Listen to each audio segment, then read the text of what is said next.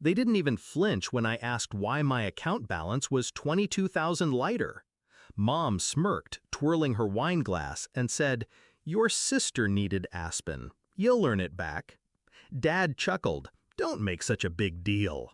I didn't argue. I just nodded, quiet, composed, because I already knew what they had forgotten, whose name the house was in. It wasn't always like this. When I was a kid, I thought loyalty was currency in my family. I gave, they took. I studied, I worked, I built. When I bought the house, I thought it was a gesture of gratitude, a roof over their heads, security for their retirement. They never paid rent. They never asked if I needed anything. They only asked for more. At first, I ignored the little things, the borrowed cash that never returned, the car mysteriously in my sister's name, the vacations I was expected to fund. But Aspen? That was different. That wasn't need. That was indulgence, stolen straight from me. The proof came when I checked the bank statement. Transfers, hotel charges, designer stores. My card had become their lifeline. And in that moment, staring at the numbers, something in me hardened. They thought I'd rage. They thought I'd threaten. But rage is loud. And I've learned, quiet revenge cuts deeper. I moved quickly. First, the lawyer. The house was under my name. I had bought it outright, cash, when work had been good. I never transferred it, never added them to the deed. They assumed it was theirs because they lived there. Second, the realtor. One call, and by the next morning, photos were scheduled, papers ready. No hesitation, no second guessing. By the time they boarded their flight to Aspen, sipping champagne on my dime, the house was already listed. 3 days. That's all it took. The market was hot. Offers came in immediately. I signed without blinking.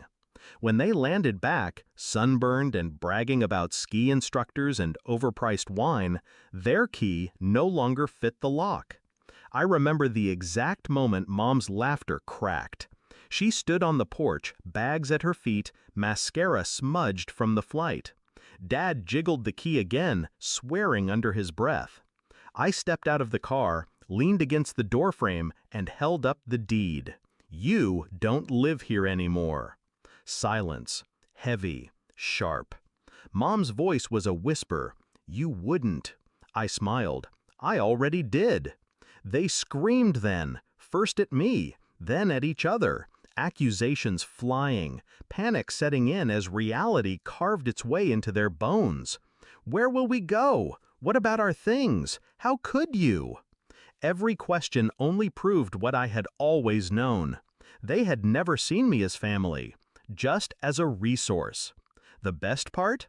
I didn't even sell it to strangers. I sold it to a developer.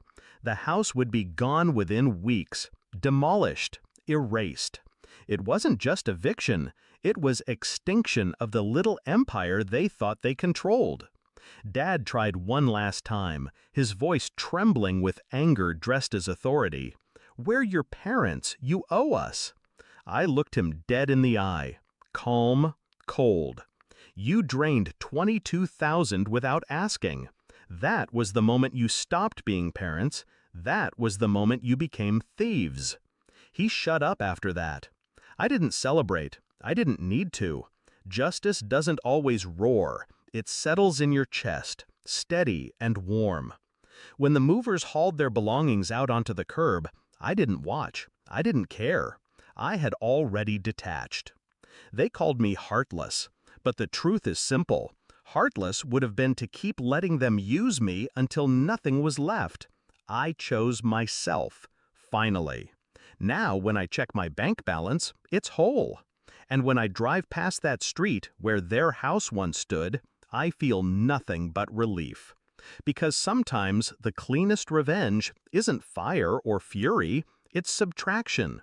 Removing the parasite and watching how quickly it withers without you. And that's the part they'll never understand. They thought they'd always win because I loved them.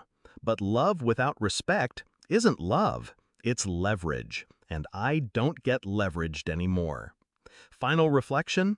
They thought Aspen was expensive, but the true price was the roof over their heads, and I was done paying.